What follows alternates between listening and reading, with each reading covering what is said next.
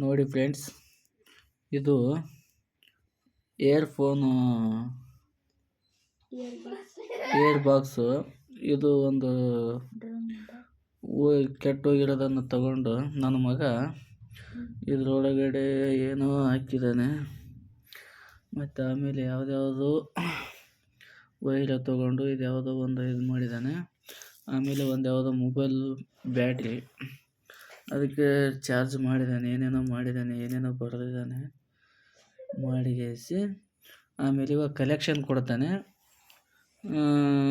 Run ಆಗುತ್ತೆ.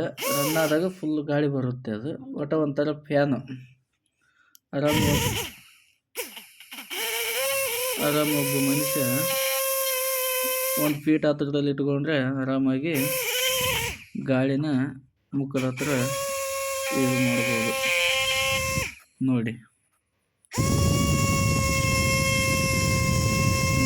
ಒಂದು ಆಳೋಣ, ಇನ್ನು ಏನಾನ ಮಾಡ್ತಾನಂತೆ.